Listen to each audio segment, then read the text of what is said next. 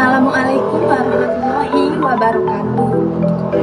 Terima kasih saya ucapkan kepada yang terhormat Bapak Herpin Yogi Pradipta, MHI, selaku dosen pengampu filsafat hukum Islam.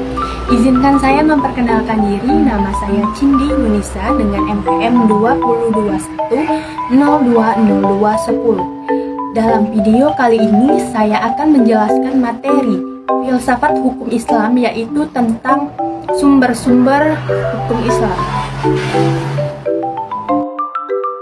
Baik, yang pertama yaitu Al-Quran. Al-Quran berkedudukan sebagai sumber pertama dan utama dalam hukum Islam.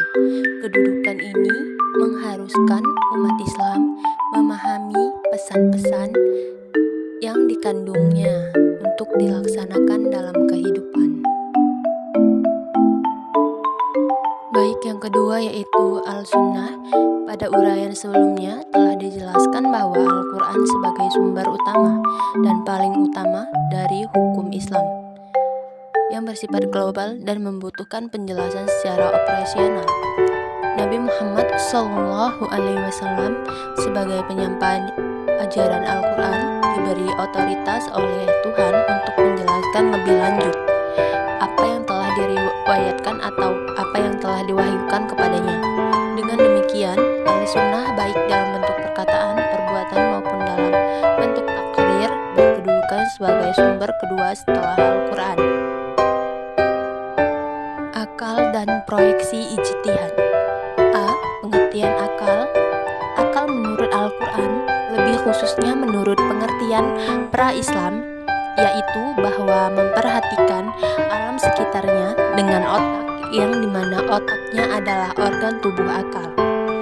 Artinya, akal itu sendiri terdapat di dalam otak seseorang yang digunakan untuk berpikir, dan berdasarkan pemikiran itu, maka lahirlah suatu ide atau gagasan mengenai suatu masalah yang dipikirkan.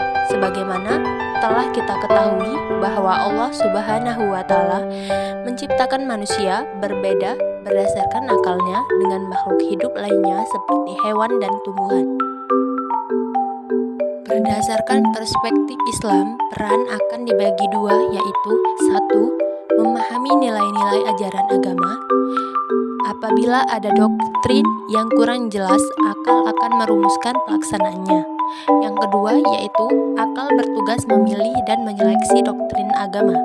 Terkadang ada doktrin agama yang temporer atau madaniyah, dan doktrin agama yang selalu kontemporer atau makiyah. Terkait ini, akal bertugas untuk memilih kemungkinan terbaik pelaksanaannya.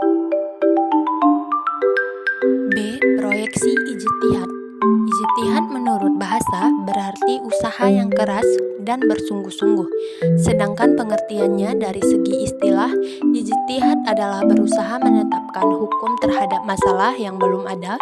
Ketetapan hukumnya dalam Al-Quran dan hadis yang dilakukan dengan secara cermat dan pikiran yang murni serta berpedoman pada aturan penetapan hukum yang benar.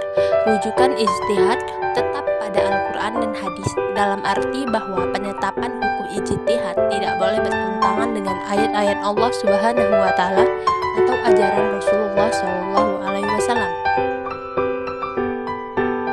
Ijtihad diterapkan dengan beberapa cara, antara lain ijma dan qiyas. Ijma adalah kesepakatan para mujtahid pada suatu masa setelah Rasulullah wafat terhadap suatu masalah. Sedangkan qiyas adalah menetapkan hukum dengan cara menghubungkan suatu perkara yang sudah ada ketetapan hukumnya terhadap masalah lain yang dihadapi dan belum ada ketetapan hukumnya, dengan sedang antara keduanya sama-sama memiliki sebab yang bisa disepadankan. Sekian presentasi dari saya ucapkan terima kasih. Apabila ada salah kata, saya mohon maaf. Saya akhiri. Wassalamualaikum warahmatullahi wabarakatuh.